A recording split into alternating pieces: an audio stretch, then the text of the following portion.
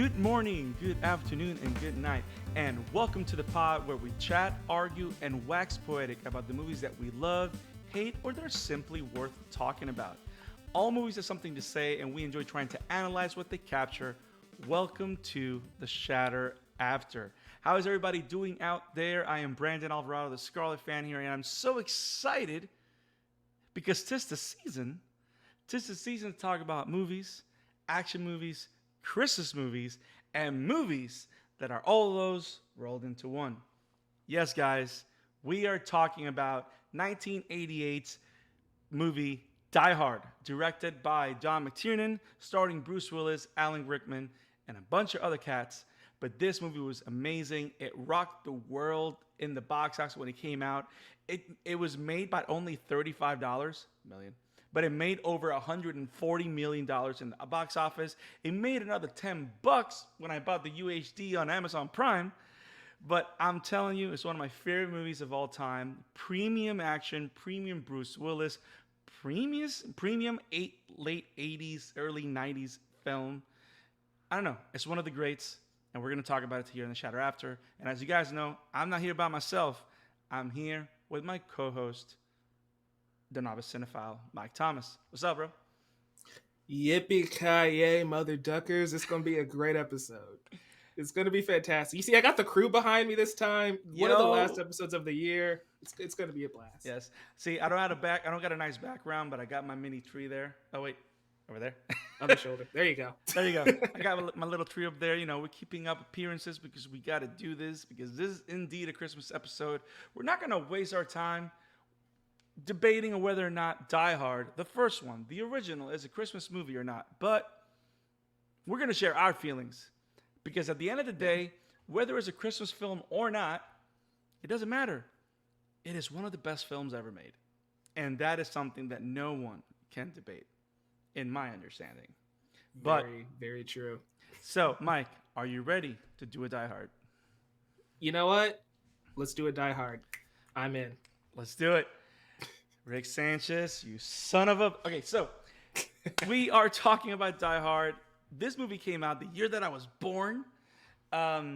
This cop that's been separated from his wife flies out to California to meet his wife and kids for Christmas after they've been separated for a long time. This is an everyman cop, of course, from the streets of New York. Bunch of crime, bunch of stuff. You can tell from the moment that he gets off the plane that the job has taken his toll, but he takes his job very seriously. As soon as we're introduced to our main protagonist, which again, it takes no time. The movie starts the ground running. Part of me wants to say breaking because the airplane's breaking and entering, but it starts the ground running and introduces us to John McClane, played by Bruce Willis. Now, in my understanding, this is one of the breakout roles in film for Bruce. And of course, we all know that Bruce Willis now is considered one of the biggest stars in the last 30 to 40 years, if not more. It's one of my favorite actors, especially for movies like this. Great dramatic roles, too. If you guys have seen The Story of Us, that is a phenomenal movie. Him and Michelle Pfeiffer do a great job. Pulp Fiction, too. He's great there. Yes. Yes, sir. We're not Tarantino, not this one. Not this one. If you want to hear Tarantino talk, go watch RRR. Which is not a Tarantino film, but there's Tarantino in it, and it makes all the sense in the world. And by the way, perfect sense. Everybody that's watched RRR and showed love, thank you. You guys are amazing, and we hear you. So, happy holidays, Merry Christmas, whatever you celebrate, you are amazing. We love you. So, yes. So when we meet John McClane, what are your first impressions on those first minute and a half, that first 5 minutes from plane to airport to Argyle? Yeah. So when we first meet John, it's one of my favorite character introductions, right? Because John McClane's not an overly complicated character, but when we first meet him, we understand, I feel like, everything we need to know about him. Yeah. Right? We hear that New York accent, so we know that he's from the East Coast, traveling to LA for his family, and he has this giant bear, right? And it's like, okay, he's definitely meeting a lady friend. We end up finding out it's his wife, and then yeah, when we get in the car with Argyle, we start to realize, oh yeah, they're not on the best of terms, but clearly he is trying to make an effort to Right. kind of mend whatever bonds might have been damaged, prior to the events of this film. Especially the scene on the airplane where he's really tense, and it's Yeah. like you can tell he's not used to flying, even though that is the least of his problems the further we get into the film. Um, but yeah, I think it's a great introduction to the character. It's a great introduction of why he is in the rest of the movie without shoes on. I just think it's funny how we set that up at the beginning of the film, Yes. and then Yes. that plays a way bigger role than you would anticipate later on. But Yeah. yeah, I feel like this first 4 minutes with John McClane perfectly tell us exactly who that character is and what we can expect from him going forward.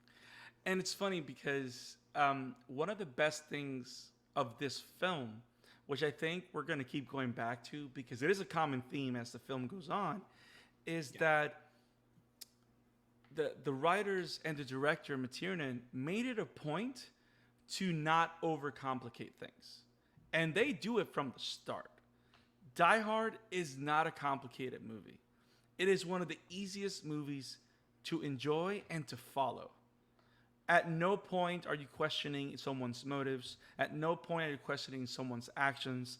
I mean, everything is clear. Everybody's wearing their identity on their sleeves, but not in a matter that discourages you to keep watching. Because you know how sometimes you have characters or presentations like that just feel pedantic and just tiresome. That you're like, okay, this film doesn't care about anything, so I'm not gonna bother watching it. But all these characters are simple, clear, and presented. And what I love about those first moments with Bruce Willis in the plane is because in less than a minute, first of all, you can tell that this guy is not a guy that has everything figured out because he's scared of flying, and he's getting advice from this business guy. But wait a minute, then you see you find that he's a man that knows fear, right? You find out that he's a cop. So he deals with fear for a living. And you find it because of an observation, which, by the way, there's a lot of great, simple, just shots of visual storytelling. And not only that, I love how it's also one of the first scenes where you are introduced to another trope that is constant in the character building, is that every character is aware of what's going on.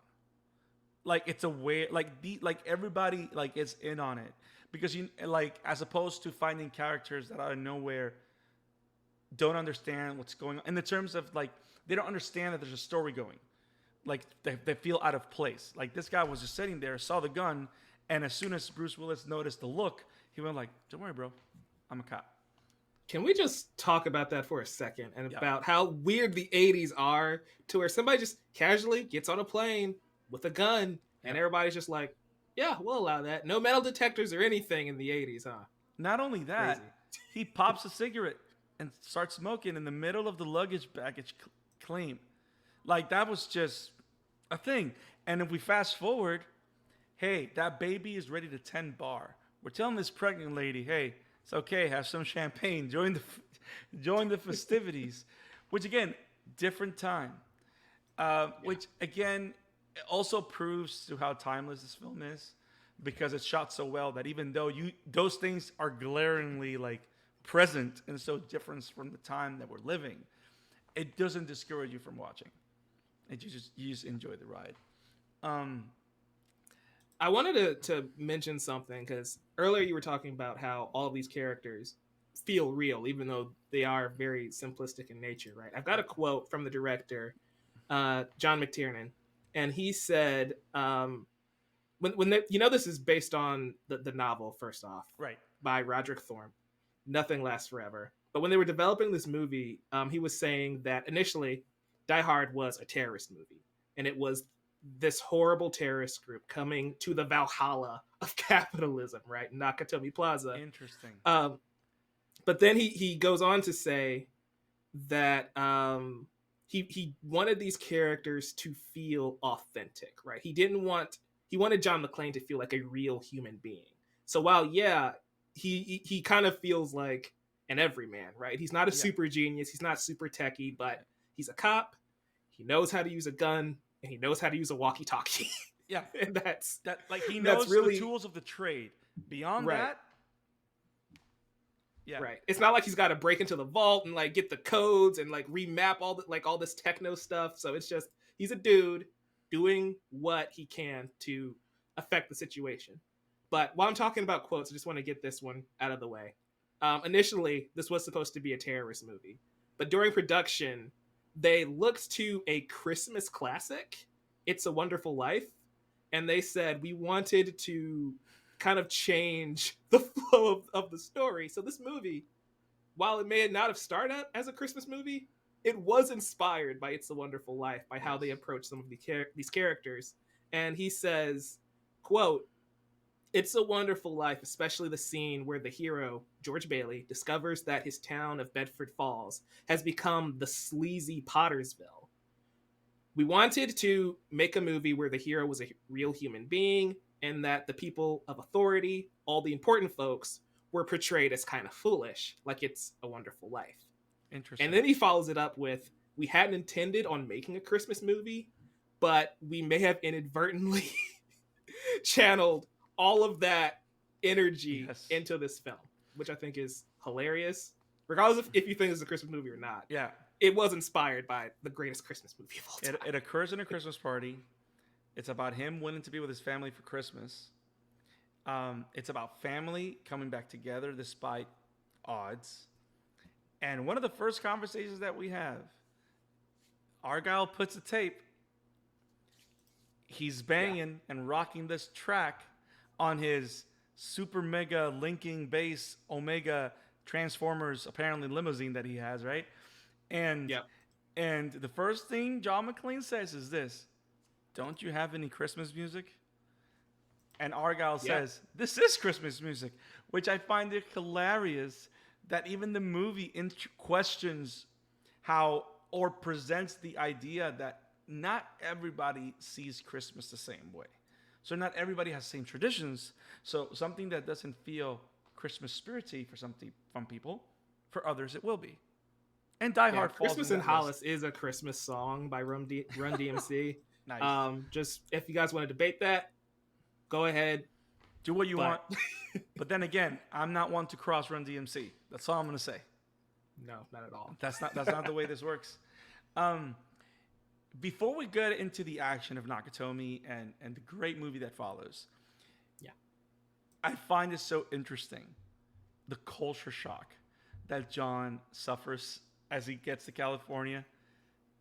Yeah. Like it's so funny. And honestly, as we get through those scenes, I'm jumping forward just a tad. Yeah. It's culture shock for me as well, because I was born in 97, grew up in the 2000s. And so I'm seeing him like hard tapping this touch screen, and I'm like, bro, that does not feel right at all. Right. Right. You got that. You got when the girl meets like the boyfriend or whatever, and he goes, "California," and then when he gets up to the party, the guy out of nowhere grabs him and kisses him, and he goes like, "California," like everything is like, this is not how we do things. Like we rather yell to our neighbors just to get a point across, but then again, that's New York, right? Because again, he comes from the streets, from New York. You know, cop. He's trying to put bad guys in jail, and he has that genuine energy of him, and I think that's one of the things that makes Bruce Willis' character so interesting. Because, and also, to me, from an I'm not an actor, but in my mind, from an acting standpoint, makes the choices that he makes towards the character very brilliant. Because the fact that we understand his character for the most part in the first 5 minutes of the movie makes you think, what else do we need to learn about this guy? What, you know what I mean? Like, we do know what he wants. He wants to reunite, or at least he wants to make her think that he was in the right with the conversation of him not being supportive and being all sexist, which again, parkour with the times, right? But at the same time, he's regretting the attitude. He sees himself like an ass, like he wants to do better. but I love how really what keeps him interesting is how charming freaking Bruce Willis is, and Yeah. how hilarious he is. Like all the inner monologues, all the commentary, all the action, and the fact that at every moment he's never calm. He's freaking out all the time, which I find great. But again, he just focuses on the tools that he knows how to do. You know Um, what he reminds me of? He reminds me of Harrison Ford in the original Star Wars trilogy, right? Where he's got those moments of calm, cool, collected, yeah. suave even. But then there are moments where like Han's just running down the terminal like a maniac with a gun in his arms. And it's like, Yes. yeah, he's channeling that Han Solo energy. And I think that's why this movie works, right? Because I don't know if you get anyone but Bruce Willis. I No. don't know if this movie works the same, No. if at all. He, And so there's that's just an a energy. testament to how good he is. In Yeah, this there's an energy to him, film. and everything that he does. I don't know if you noticed it, but ever since you meet him in the airplane, and as he's going throughout, he's casing. So he's literally acting like a cop. He's observing conduct. He's observing reactions of people. He's reading people. And you know what I mean? Like, and of course, when people ask him his business, he feels very defensive with Argyle or whatever. But when he gets to the party, he's just analyzing everything. But he's like looking at all the doors, looking at all the rooms. He's checking out women every 5 seconds because apparently he's been alone for a long time. Which, by the way, it's a point because there's a lot of girls, and for some reason, John McClane made it a point to point out all the posters. Like, there's even a shot about a random lady talking Yeah. on the phone that I have no idea why that shot's there. But just The because. shot when he goes back and he just like taps the poster. It's like, okay, No, sure. and it's because that's the second time he goes through that same place. Yeah. Like he goes, girls, and he just keeps on going. Like I just find it interesting and hilarious. But he's constantly observing everything, and evaluating everything that where he is, which leads me to the reveal, right? After he's introduced, he has a little bit of a discussion with his estranged wife. A tiff. Yeah. They're separated. He learns about, he tries making fists with your feet. Apparently that works, right? Yeah, it surprisingly worked. I'm gonna need to try that when I fly out next year. We'll see. Yeah. Apparently it works. So he is someone that's willing to learn. He's just stubborn, right? But I find it interesting that as he's about to give up, right? Because I think he's calling Argyle to let him know what's going on or whatever. We get introduced to the villains. Now, what a great and cinematic way. By the way, it's over the top, period. It's typical 90s over the top presentation. But I love the camera work. So the truck arrives. Yeah. It lands, it opens whatever the gate of the truck is, and you see a bunch of guys there, and they all come out of it, and then the camera zooms in into Hans because he's behind everybody until he gets to the front of the group and leads them. So like just from the camera work, you know who's in charge. Apart from the fact that he's the only one wearing a suit, which again, visual storytelling, which plays towards something that happens later that you can tell was not planned by the characters, but it makes perfect sense in terms of storytelling and design. It's great. Like the way they set moments in this film is brilliant, and how they reuse territory. So, introduced there, the whole introduction of Carl and Theo, great chemistry, great introduction. Now, I love Alan Rickman, and this movie is one of the reasons why. Now, if I'm not mistaken, this was Alan's first movie, right? Ooh. I think it was. I'm gonna take your word for it because I don't have that. I think it's one of his first. I know I know that this one in particular was a big breakout role for him. I don't remember. He's fantastic in this movie, regardless. Phenomenal. Like this, he's one of my favorite movie villains. Just period. Right? Like the same thing with Bruce Willis. Yep. I don't know if this character works without Alan Rickman's stellar performance. Like the same energy, different energy, but he's still Yeah. bringing that same like on screen presence. That it's just like, oh yeah, I'm listening to this guy. This guy's definitely Yep. the one in charge. Yeah. I just want to point out when these guys break in for the first time, I just love the conversation they're having about the Lakers, and it's just pop, Yep. we're in. It's Yep. like, how many times have they done this before? Like, how many? This might be their biggest score, but how Yep. many like heists have they pulled off? Bro, yeah. It looks like they've been together for a while. It's an international group of thieves and villains or whatever. They call themselves terrorists from the beginning. We quickly find out they're not terrorists. They're just thieves. But they're very professional thieves, apparently. But it looks like Die Hard was his first movie, according to Google at least. Which I know I've heard it Heck somewhere. of an intro. Yeah, bro. I know that he started acting late, or at least in film that I know of. I might be wrong. Chat, correct me. Please. But again, he's phenomenal. Like there's a presence to him. There's a nuance to everything he does. And what I find brilliant, what you quickly figure out from him, is that he's technically just like John in terms of they're both people that like to talk and like to talk bullshit. like they're always in charge because of the way they present themselves. I find those two characters and how they interact very interesting, and yeah. I love the multiple moments where we have them talking to each other. From the moment that they start talking via the walkies, to the moment that they actually meet, and to the moment that we get to the end.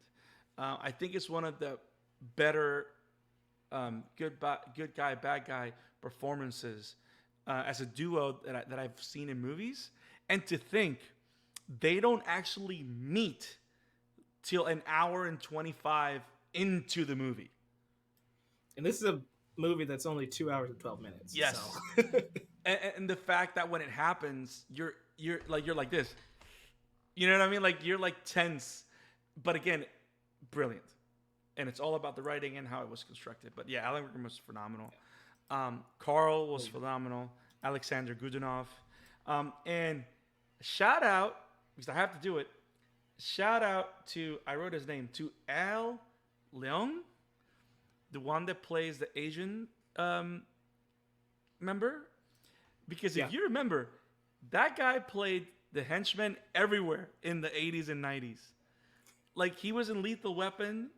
He was in Bill and Ted's Excellent Adventure. I know he did a lot of other films. But I just remember his face, which was, again, great actor, cool, awesome. I actually want to ask him if I ever have the chance. I don't know if he's still with us. It's been so many years.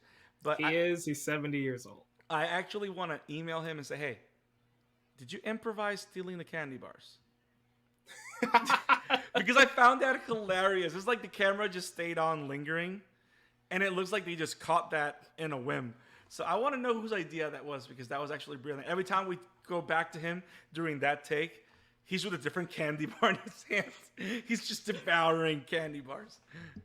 That goes back to, again, making these characters feel real. Like, I love the moment where John's wife is interacting with Hans, and she's just like, hey, we need bathroom breaks? It's like, yeah, we've been here for quite a while. That's something that movies tend to gloss over. Yes. It's that, like, people need to stretch their legs, they need to go to the bathroom. These henchmen have been here for a long time. Of course they need candy bars. They're just going to grab it. They're stealing the money anyway. There's no such thing as... what's the word I'm looking? What are these bars? There's no energy bars. There's no Nutrigrains. Yeah. Those things are. I don't think they're out protein yet. Bars. Exactly. Like, so they brought all the weapons. Hershey's with almonds is the thing that they needed at the time. See, I'm a special dark guy. I like my dark chocolate with almonds. Thank you, Hershey's. Reese's is my thing, but Hey. So, can we talk about one of the things that I truly enjoyed of this film is that I like that the villains are not idiots. Yeah. Which, kudos. Which, one of the things that you notice in typical action films from the 90s is that only the main guy is like smart-ish, but the hero's brilliant, and then everybody else is a freaking idiot. But Yeah. I do like that overall, like everyone that John faces, and in the order that he faces. Which, by the way, the other point of conversation is whether you like it or not. This movie is built like a video game. Um, It literally is where you're just going level by level, and the bosses get harder and harder. yep. Oh, and by the way, every time he beats a boss, he gets a loot box, so he gets more power ups. Like it's Yeah, he gets. I love how he's like, now I've got a machine gun. Ho, ho. and then after he beats the next one, he gets detonators, he gets C4 and more ammunition. Like, That's so funny. and then on the other one, he gets an axe. Like, there's so much that's I don't know. Did you know there was a So go? the question is, were video games based off of Die Hard? That's the thing, because this is '88. I So think like, so. video games existed, but like modern video games, like the loot box, the power up, the gaining your enemy's ability as you move on. Did that come from Die Hard? Well, I wouldn't be surprised if Die Hard played a lot into Metal Gear. You know what I mean? Especially with the whole idea of everything happens in one location. Yeah. But I love the fact that everyone he faces is a different challenge. I love the fact that he never fights like he knows what he's doing. He's just punching things like an idiot and trying to survive. I like the reality of it, you know, because these are like highly trained soldiers. It's like, yeah, that's one boss. All he does is elbow the guy. He loses his gun right away and then just jumps on him and just like, you know what I mean? Like, it's like a guy fighting in the streets. That's all it is. He just got out of the bar and friggin'.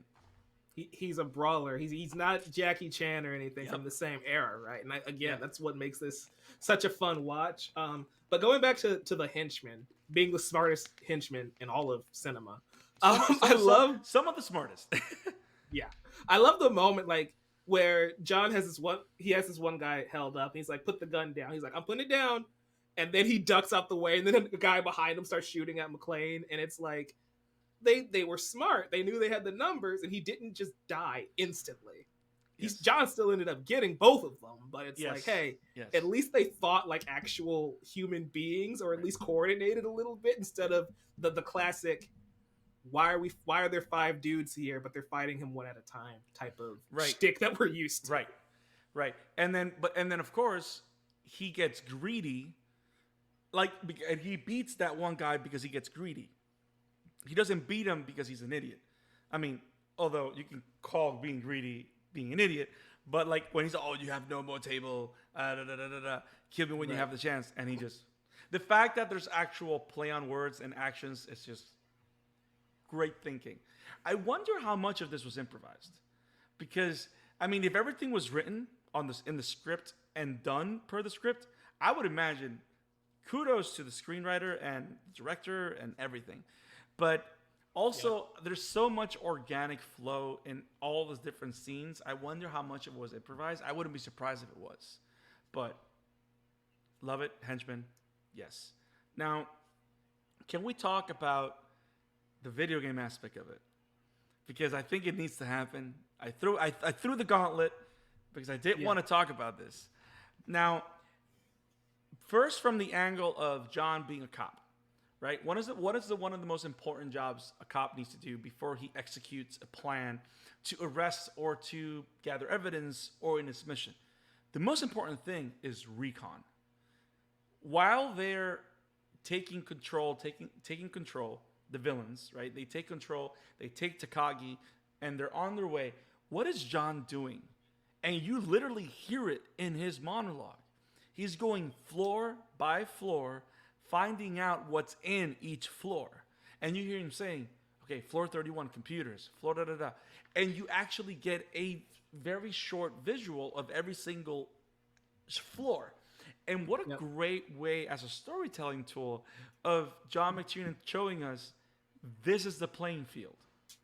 The entirety of because all this happens in the first 10 to 15 minutes, right?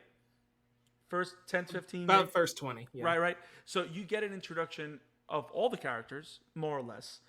And then you get a complete lay of the land. And then literally... Yeah, we know what our map looks like. Exactly. It's all about And then from there, we construct different scenes. He doesn't fight henchmen in the same floor twice, in my understanding. Every henchman is fought in a different floor. And sometimes we're reusing space, but in a different angle so it feels fresh. And again, great building. What a great way to build scenes, actions, and stuff like that. Because the first one, which is Hans's brother, which I forgot his name, he is in the construction area. The other two that he gets is in the office for Takagi. Then he gets, I think it's, I don't know who he gets next, but I know that he gets Hans, I think, or gets Carl off the table for a while. Because, you know, he, for some reason, gets a senzu bean at the end. But I love the level up aspect of it. Because you have different levels. You have different loot boxes with different items. And everything and everyone. And here's the best thing about it. Everything hurts John. Like, he actually gets hurt. Badly. Really badly. And one of the things that I love mostly about the visual storytelling of the whole thing, by the end of it, he's limping. His foot never stops freaking bleeding since he cut it with the glass. Like minutes go by and he's still like bleeding through his foot. The gun shoot is fresh on his thing when he gets shot. I like the fact that there's this continuity thing to it. It's like, I don't want to say it's plot hole proof, but I don't know if I'll find it if I look one. The story is just so tight. Yeah, it's so tight, and this goes back to the budget you were talking about, right? Yeah. Like the $35 million budget for this movie. You can feel it, but it's not a drawback. It's not a negative, right? The way that they do reuse the same space, or it's all done in the same area, makes it intimate. But it also, for you, the viewer, you get the layout. Like you were saying at the beginning of the movie, we understand the space he's in. Whether we see John enter a room, or we're seeing Hans and the other lackeys enter the same space. And so I love how we also get a feel for each individual character. Yeah. As we go on, I want to talk about, again, this is a very 80s movie, and the reason I'm saying that is because the technology of the time makes this work. Because think about it, if anybody had a cell phone, movie's over. Anybody. And cell phones, I think, were starting to show up, but nobody had one. Right. So, but yeah, agreed. And it's just like, man, thank goodness he shot at the police car. Otherwise, Reginald Val Johnson would have just pulled off and would have been game over.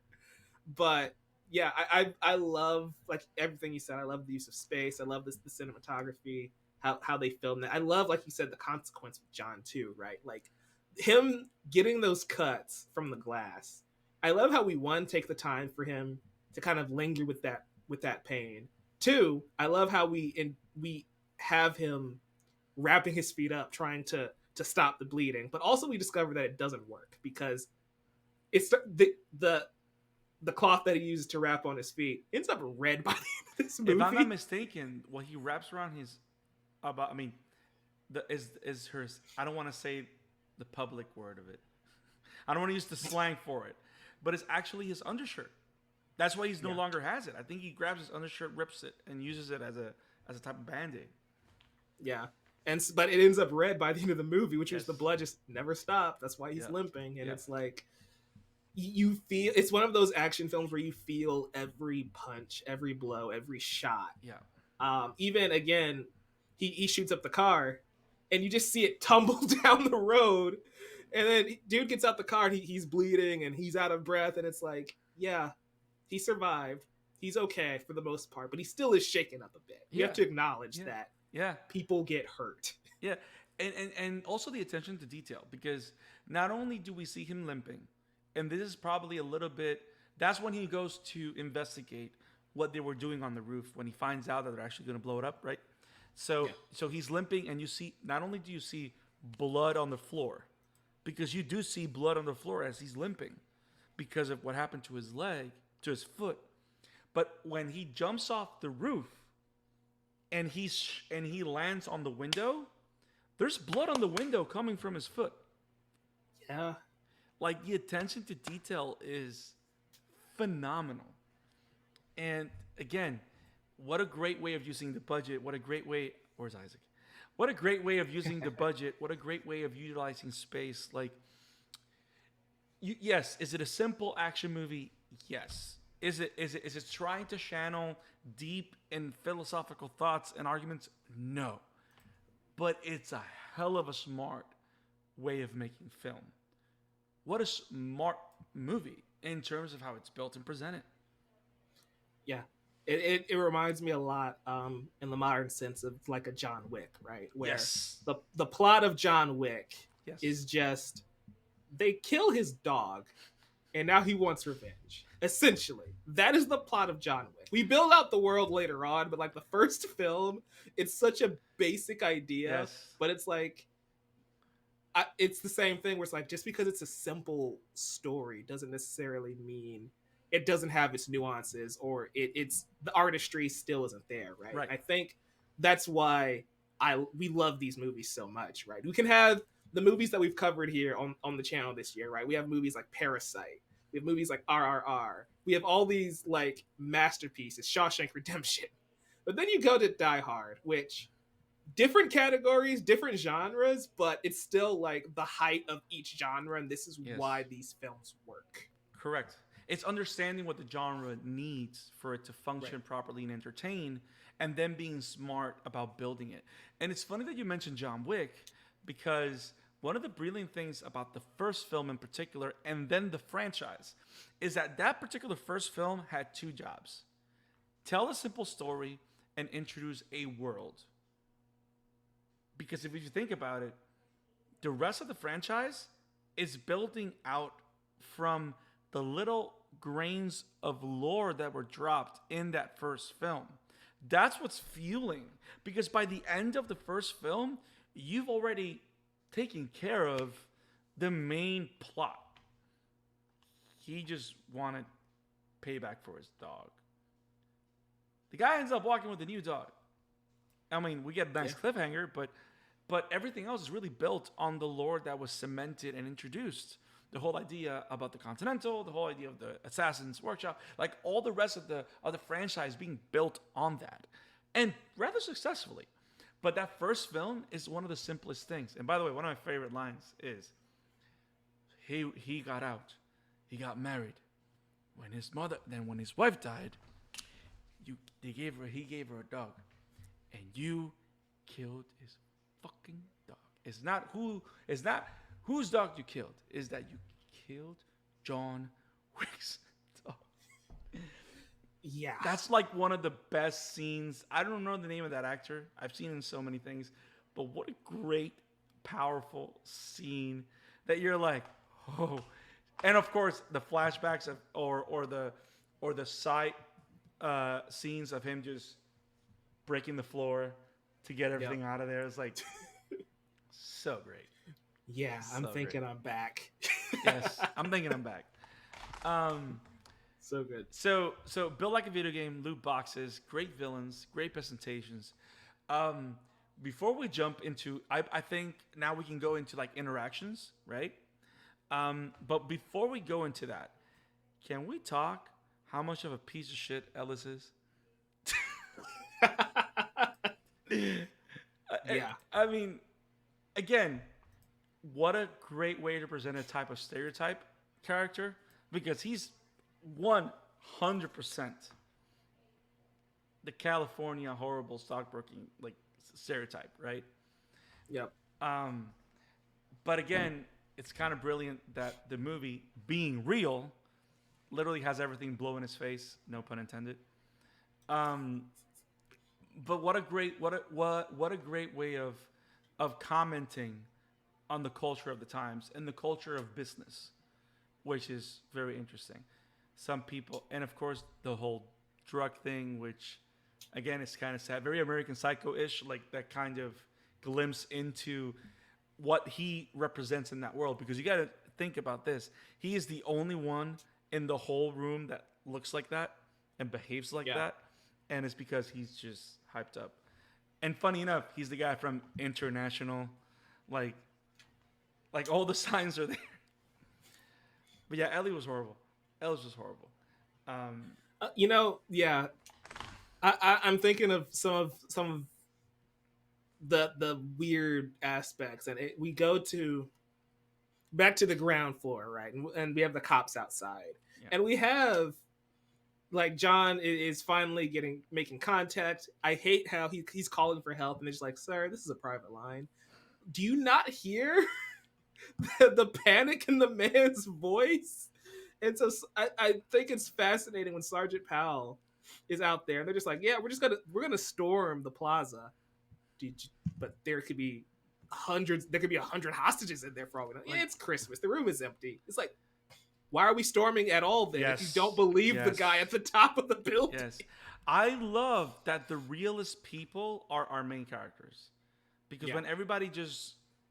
I like also... is it just me, or isn't that like a low-key commentary on how some people in authority shouldn't be in authority? I mean, I don't know if it's low key because, again, going back to the quote from the director, a movie where the hero Wonderful was a Life. real Yes, human being. You did say that. And the people of authority are portrayed as foolish. Yes, but also, you're right. You're right, because it reminds me about how there's a lot of people that are in power that shouldn't be, and then you have the one that's on the ground that actually follows the book, or you know what I mean, and thinks about things like he knows that you can't just do things by the book. You got to pay attention to your surroundings. Batman Begins. But I love that Reginald Vell Johnson's Al Powell is our point man right there. Yeah. Well, I mean, again, Reginald Vell Johnson. What a great legend. Best partner a cop could ever have. So much that role that has nothing to do with the family matters provided the unofficial spinoff where he plays a great cop in a family show. That's all about family. I love how when we first introduced to him, right? Again, this is the world building, the character building. We don't know much about him, but we know that he's buying Twinkies for his wife. Yeah. And then we assume his shift is just about over and he's going home. Yeah. And he gets the call and he's just like, okay. He doesn't really like complain about it. He doesn't get upset. He doesn't blow it off. He's just like, he understands this is my job. I've got to do this one more drive-by and head on home. And then he just gets stuck. But he, again, isn't upset. He's like, oh, God, this is an awful situation on Christmas Eve. Honey, I'm going to be late. And so it's like, again, Bill Johnson, fantastic actor. But I just love, again, the small moments. They don't have to give us a lot. But we still understand the type of person that he is. That he's willing to suck it up and then just take care of business. That's what you want out of a cop, right? As opposed to the headstrong idiots that come in a little bit later, but that's besides the point. And I also like the fact that he is someone of authority because he's not just a regular beat cop. He's a sergeant. So he's been doing this for a while. So when he actually starts having conversations with John, they click because they're speaking the same language. They're speaking from that experience, from the streets. Like because it also and also because you have the other side of it where when this deputy chief comes in, the foolishness also kind of comes from the idea that how long has he been on a desk? Maybe he's been on a desk for too long. Same thing goes for the feds. They've been on a desk for too long. Or that guy has PTSD from Saigon, apparently.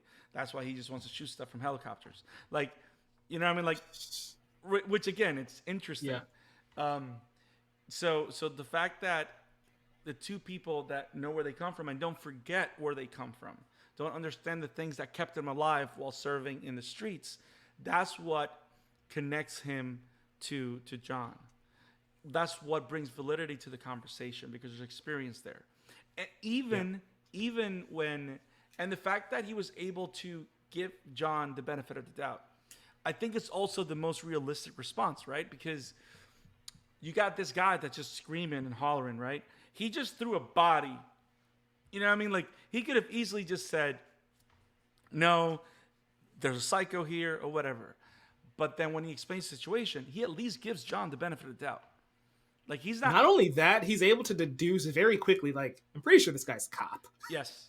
Yes. He's saying It's the like, right things. And then the other guy says a valid point. Like, what if he's just another one of the terrorists? Right? But then when the body count grows, but it grows as John is trying to protect people, that's what makes sense. Because at the end of the day, I don't know, they don't address it, but it makes me think about it too, is like, after John did the whole elevator shaft thing with the C4, the cloud of smoke doesn't allow anybody else to shoot. So, I mean, he did take out the rocket, but yeah, it's like, yeah, it's a great point, and I love how, again, keeping with the theme of making real characters, I also love how we establish Hans's plan, which is something we haven't really addressed. Yeah. And like from the very beginning, even though John is picking them off one by one, he's still very much in control. He's like, we knew the cops were going to show up. We knew that this was going to happen. It's just accelerating a little faster than we may have wanted it to. Right. But we can still adjust to this and get the outcome that we want. Right. I think it's fascinating that his plan isn't necessarily to just, we're gonna break in and we're gonna rob these people and steal all this stuff. It's bearer essentially bonds, which it's just like, okay, that's a unique take on the thug, right? The terrorist who just wants wealth. I think that's a fascinating kind of twist on what his actual scheme is. Yeah. And I think it plays off well with how John is responding to the situation, because as he's picking them off one by one, he's like, okay, I'm evil, so I really don't care about all of these guys that you killed off. It's an inconvenience, but because I'm smart enough to adjust. No, and the interesting thing also is, you got to think that the more people don't survive, the bigger my cut is. That is a very good point. They don't address it, because I don't know if you noticed that one of the lines that he mentioned at the end is that by the time they figure out what's going on, we'll be at a beach earning 20%. So apparently he was hired by someone to do this. And the whole plan is that he gets 20% of it, or his crew gets 20% of it. The smaller the crew, again, heist movies. Another Rick and Morty. Wubba lubba dub dub. Hey man, we're doing a Die Hard. But again, brilliant villain. And again, what kills him is the greed, is being too sure of himself, feeling that he's always in control, which again puts him at odds with John McClane's character, because he understands that he's in control of shit. Like, he's not. He's trying to do the best he can as an everyman to take control of situations. And I like that he's the only one that's really paying a physical price. I mean, he did kill a couple of people, but like he's paying a physical price. Like, Hans is not hurt physically ever. Yeah, well, until the end. Right. Point. But he still thinks he's in control but by the time he figures out he's not, it's too late. Right. So interactions. Reginald Val Johnson, Bruce Willis's Al and John love the shots. Like, there's no other man in the chair that I would ever want. I wonder, is this the movie that originated the man in the chair? I don't know. It probably originated all the cinema. I don't think it's true, but still, I don't know. There's a lot of tropes that get carried over into other movies. Yes. Which I think is so. This is why I'm glad that we were able to do, with the nature of this show, go back, not just do current stuff, but also do some older films to kind of see where these tropes originate from. Yeah. Because the idea of protagonist gets locked in room full of bad guys isn't necessarily an idea that even starts in Die Hard, but it could be one that's where it becomes the norm, right? Like, I think that's always fascinating. So yeah, the guy in the chair, the way that Die Hard uses that character might have helped popularize that idea. Yeah. Oracle became a thing shortly after Die Hard, so I'm just saying we don't know, but yeah, we just needed a good old fashioned run, Johnny run, Yeah. like the Flash, and that Yeah. would have been great. Yeah. I like how it also kind of sets the blueprint for the rest of the Die Hard movies. Whatever you feel or think about them, a lot of them are buddy movies. A lot of them Yeah, I have to do with John McClane teaming up with someone to be able to defeat the villain or whatever. Which I'm gonna take a minute to do this just to get it out of the way.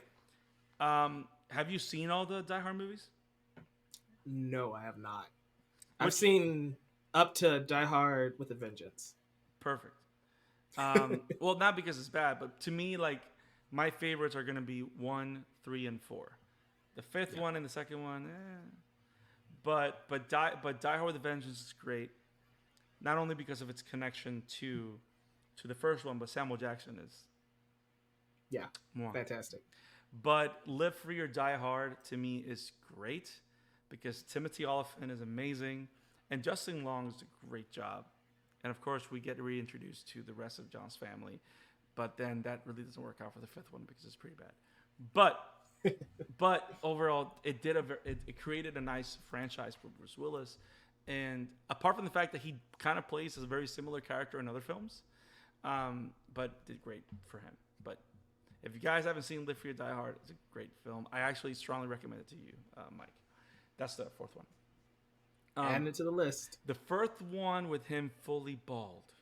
So it's the first modern Bruce Willis Die Hard movie. So we talked about video games. Let's continue with interactions. So Al, John, right? But of course, I think the most fun of interactions was Hans and John. By far, yeah, Yeah, by far. like asshole cowboy, like the whole conversation. Yippee-ki-yay. I love when Hans shoots it back at him with the accent. Perfect. Yes, it was so great. What a great!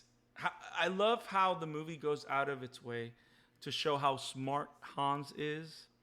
Yeah, and how much attention to detail he has. Now, but also, I think I love how the film highlights how great of cop John is. Like, because not only did John have to assess the situation instantly throughout the entirety of the film, once he actually officially meets Hans.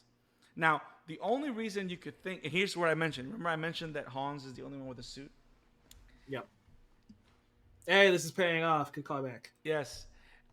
The only reason he's wearing a suit has nothing to do with the film, but has everything to do with the script, because the fact that he wears a suit and all the other villains don't, he can easily be mistaken by an employee of the Nakatomi building. Yeah. which makes sense why John would quote unquote trust him, or at least lead him to trust him. But I love how even though we think John trusts him, you can tell that he's playing the cop role because he's asking all the right questions to try and see, coincidence or not, I don't care. Right beside Hans, where they're having the conversation in the computer room, you have the bulletin board with all the names of the employees from there, which we don't know if Hans memorized it, but as soon as he said Clay, Bill Clay, the camera zooms in, Clay, W.C. Like, so there's someone in that building that's named Bill Clay, but even though John, you think you believe in, gives him the gun, you figure out John is in a position where he can't trust anybody. So he gives him a gun with no bullets, which also leads you to the other side. Hans is not necessarily a trained fireman, or fireman is not the right word. He's probably not someone that constantly works with guns, because one of the things that we learned, at least from modern movies, is if you know about guns, you can tell if a gun's loaded or not. And Mm-hmm. apparently Hans didn't catch that because he's the idea guy. He's not necessarily, and it's easy to just pull the Right. trigger when it's point blank, you know. Right. So I love how that dichotomy and how different types of men they are, and how they're both very smart in their own right, which pays off towards the end when they have the final encounter. Yeah, I even love the final encounter. Right when we get to where Hans is falling, I love the behind the scenes detail of they were counting to like three, but they dropped Rickman at two. So that's his genuine reaction of like, oh my god, because he didn't expect to fall at that point. When were they counting? I don't know what you're talking about. So when they were this is behind the scenes when they were filming the scene, and they were like, Oh, "We're gonna drop you off on on like the count of three," and they dropped him at the yo, count of two. that was a So the look genuine of terror, reaction. that was a genuine reaction, and so that's why that scene Mwah. works, because you see the fear in his eyes, and it's like that's real fear. That wasn't him just being a stellar actor. They pulled that performance out of him, which makes it again one of the best moments I in, can in imagine. modern I day. can imagine that he would have been. I hate you all for it, but I'm glad we got it. Yeah. Oh, and by the way, I find it interesting, which one could argue it's one of the times sexist views of the time, kind Mhm. of, that the way that Holly was saved was by giving up her progress as a woman. Because the one thing Yeah. that liberates him from Hans' grip is by letting go of the Rolex. Yeah. And she goes back to saying McClane, but you never get more story. But what I like about the franchise is that the franchise is a franchise that actually has grown up with the times. Because by the time you get to three, they're divorced. And by the time you get to four, him and his kids are estranged because of the divorce. So, Yep. so I do like that, but I found that very interesting. Like because at the times, I mean, not that we need to argue against it. I mean, we're not trying to cancel something because it occurred a million years ago. That's not what we're trying to do. But it's a good commentary. Like, Right.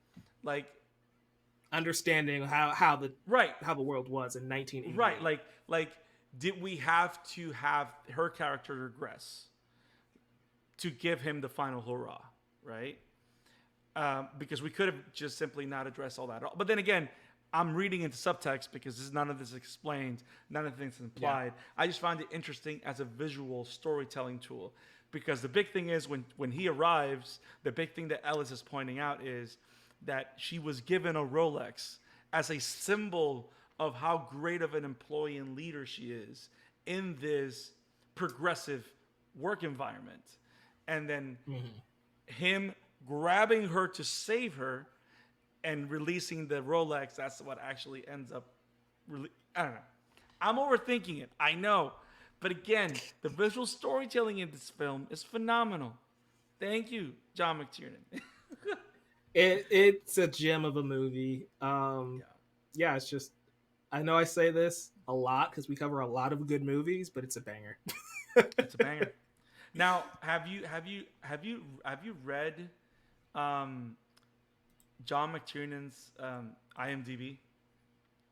I have not. Buddy, No.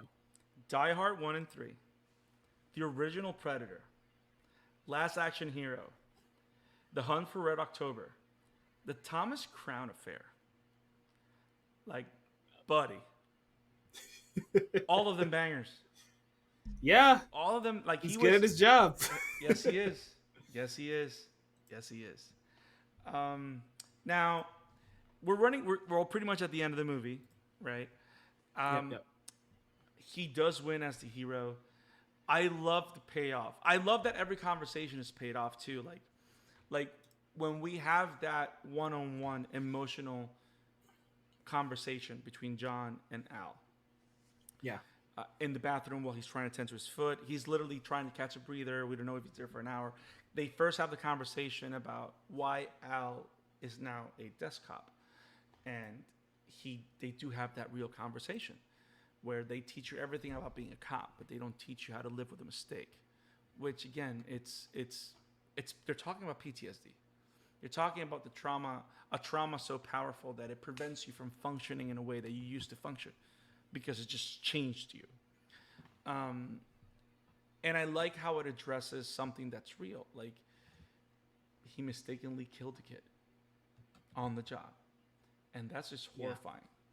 And I love that John's response is the most real. It's not a phony response. I this is what I loved about good dialogue. His response wasn't, "Hey, but you can't," like trying to cheer him up or whatever. He goes like, I'm sorry, I feel like shit." He talked like someone that either has been there or gets it, because it's like he just said, "I feel like shit." He's like, "But how could you know that this was the problem?" It's like, it don't matter. I still feel like shit right beside you. Which again is one of the most human responses that you can give to another person, and sometimes all the other person needs.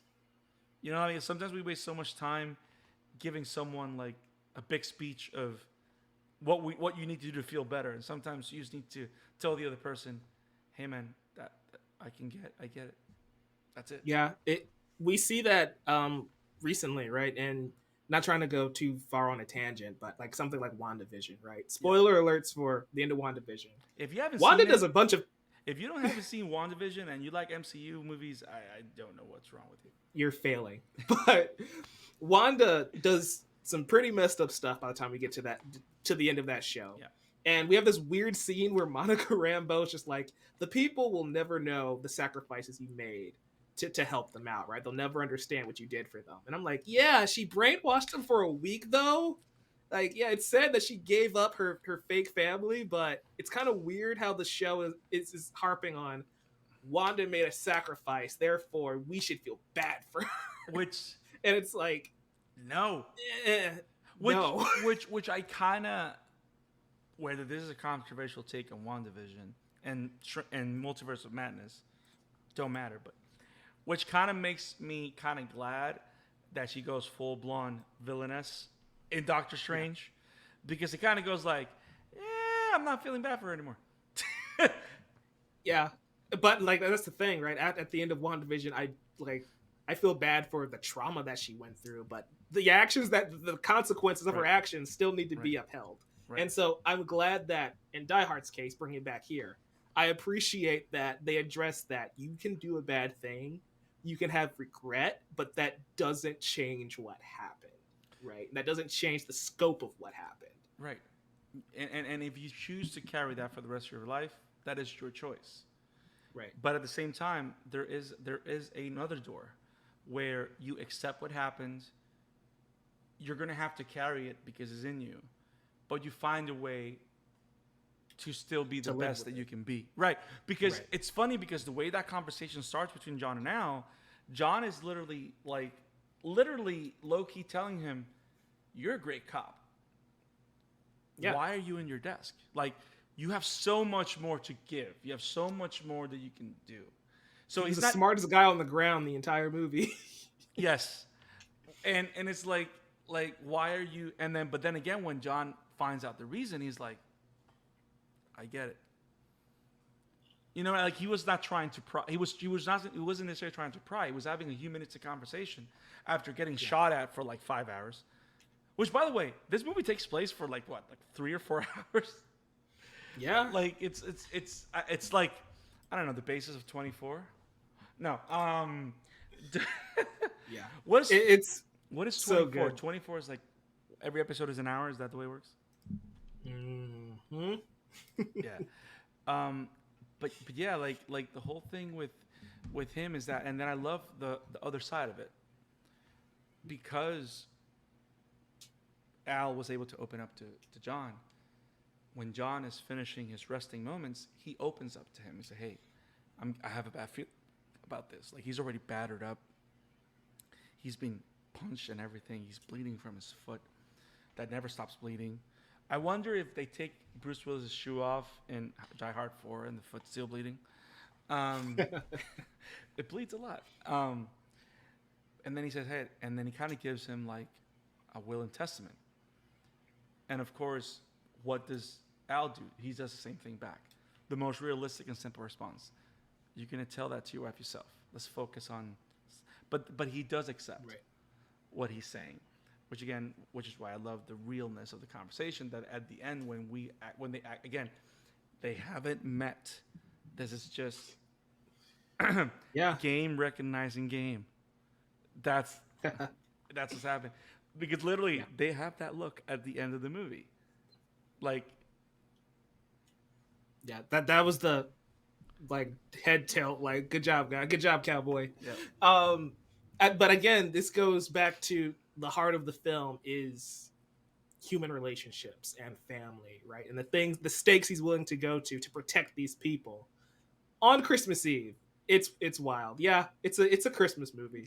It may not be as in your face as most Christmas movies, but I feel like subtlety is fine. It doesn't make it not right. of its genre, right? It reminds me of the Guardians of the Galaxy holiday special. I That haven't is not I haven't seen this it, isn't but go. not really a spoiler, promise. It's a holiday special through and through. So it is therefore not like an action movie or special in a way. But are we going to say it's not a superhero movie or a superhero special? The Guardians are superheroes, even though they're not necessarily doing the galaxy saving thing that we are accustomed to them doing. And it's like subtlety is still there. The character is still there. It's still by definition a Marvel story, a superhero story, even though they're not really fighting bad guys. Therefore, does that logic still apply to Die Hard, where the Christmas themes are there, even though they're not as overt as How the Grinch Stole Christmas? Right. I mean, it ends with "Let it snow." So In California, which is again funny. fucking California. Now, just figure if we don't mention it, and I think the last more important thing, Yeah. that new caster, we don't need people like him. That was probably the Yes. most awkward part of the movie. Yes. No, when he threatens to call INS, again, keeping it real, but the same thing is like, bro, calm down.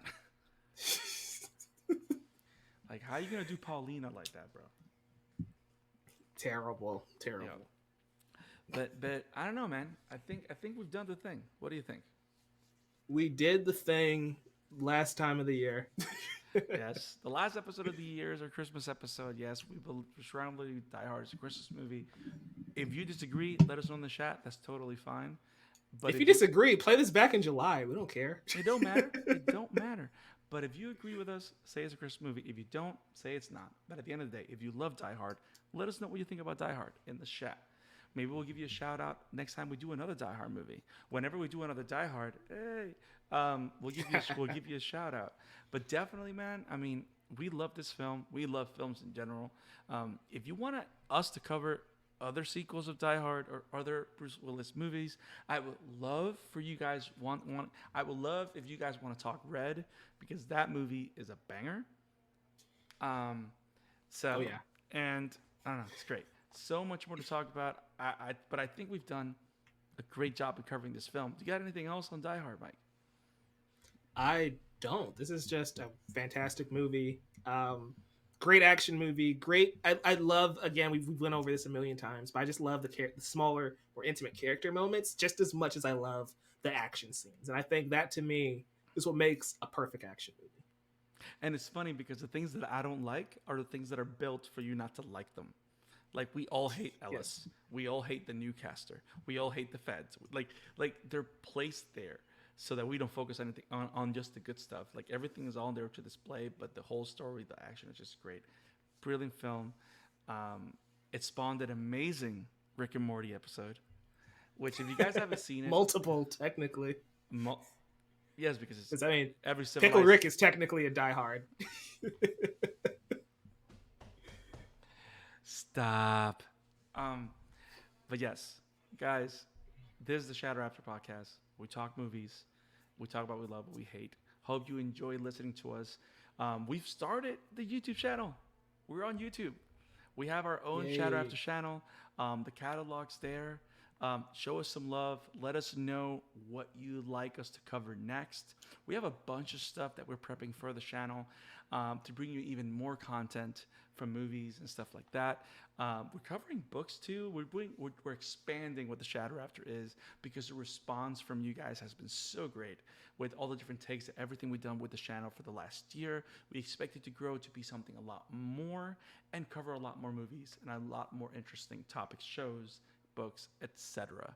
So if you love what we do here at the Shadow After, make sure to click on that like button, subscribe to our YouTube channel, click on the bell for notifications. We still do this every 2 weeks, bring you a brilliant or over-the-top analysis about a movie that we love or hate or that's simply worth talking about. If you have requests, which, by the way, a lot of you guys that have loved our RRR, Rise, I got this, I can do this. Rise, Revolt, Roar. I messed it up. Reverse it. Okay. Rise, Roar, Revolt. See, there you go. I got this. See, I can mention all the actors' name, but for some reason I can't say the name of the movie. But you guys gave us a lot of suggestions on future episodes of Telugu movies or Indian movies. Don't worry, we've listened. We're going to do a lot of that stuff coming soon as well. So we're going to mix it in our schedule, but we will also want to see what you guys want. You have more action movies in mind you want us to cover? Maybe horror movies, maybe other stuff? Let us know. The most recommendations, we'll put them on the schedule and we'll cover them. We have a bunch to talk about. There's plenty of movies for people to enjoy. So if you'd rather listen to us on the go, whenever something goes live on the YouTube channel, it goes on Spotify. It goes on Google Podcasts, Apple Podcasts. In video form as well, Mike? Oh, yeah, on Spotify. Beautiful. Yeah. So Spotify video form, also regular podcasts. So you can enjoy the conversation. Give us a 5-star on Spotify so more people can find us if they want to listen about awesome movies and do it die hard with us. Now, I'm Brandon Alvarado, Scarlet Fan. You can find me on Twitter at the Scarlet Fan 52. You can also find me at the Amateur Otaku Podcast, talking anime every single week with our friends Mike, Jamie, AJ, Isaac, whoever's scheduled covers anime, and we have great conversations and topics. Mike, if people wanted to find you, my brother, where can they find you? Yeah, well, here on the Chatter After every other week. The Amateur Otaku, like you said, but also on my YouTube channel, youtube.com/Novice Cinephile, and on every social media platform at Novice Cinephile, including TikTok, Twitter, Hive Social. On Instagram, it's the Novice Cinephile, small variation there. And the new podcast happening here on this channel is going to be the Chatter After Daily. We're talking movie news every weekday at 7 p.m. Those are live streams. Don't be late to those because it's going to be fun times. Also, we're covering The Last of Us in January. Buddy. I think we need to let the people know that. We're covering The Last of Us every single week, so check out the channel, your podcast feed, subscribe so you don't miss those episodes. Right. It's going to be a blast. And first episode of the Chatter After Daily goes up on New Year's Day. We're talking every theatrical release of 2023. Oof. It's going to be a blast. Nice. Can't wait for that. Guys, have it awesome. Keep watching movies and keep chatter. Peace. Happy holidays. Or not, because it may not be a Christmas movie in your eyes. Hey, Merry Christmas while you die hard. Wait, that sounded wrong. Merry Christmas. Yippee-ki-yay.